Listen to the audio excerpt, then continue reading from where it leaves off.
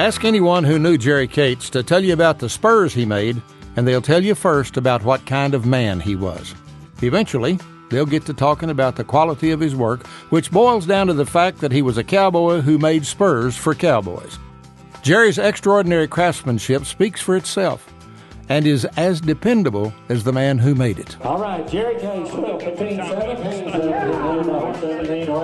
All of which explains why Jerry Cates' work is a prized commodity at auctions like this one throughout the West. 22. This is a great piece right there. Now, a true gentleman. He was very humble about his superior ability to create something that is usable but is pretty to look at. He just had an easiness, a calm about him, just a very pleasantness about him. But he was diligent at what he did and is artistic at what is his craft. He was his worst critic, and if he didn't like it, he would be thrown out there in the junk pile and you never saw it again. And he would start over. So anything that he sent out, he liked.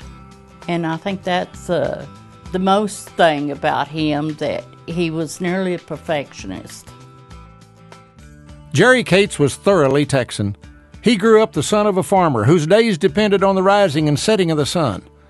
Maybe it was having to help provide for his little brothers at the ripe old age of 13, or the tough job of breaking horses on the family farm, or maybe the marathon days at LX Ranch in Amarillo that began on horseback at 3 a.m. Jerry's character was shaped by the Western way of life. He knew to build fence, how to build a cistern, and who knows how to build a water cistern now, But he could do things like that. He was used to doing any fencing, riding, milking cows. He just wanted to continue the cowboy life, and that's what he knew at the time, besides the Army. What kind of man he was and the way he lived his life. He just wouldn't tell you a lie at all.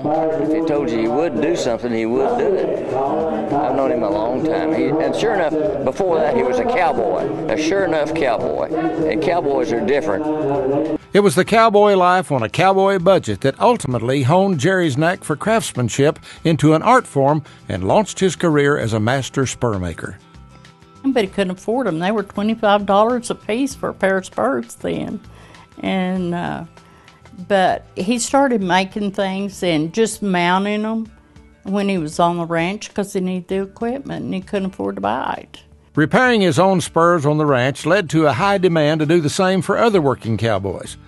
And before he knew it, Jerry was turning metal scraps into usable tools, and he couldn't make them fast enough. And the more and more the cowboys that started using his stuff, then more of them wanted it, and the next thing you know, there was a waiting list to get them, and they were good spurs, and everybody wanted a good pair of spurs. His number one priority was the cowboy and the user. That's how he gained his reputation.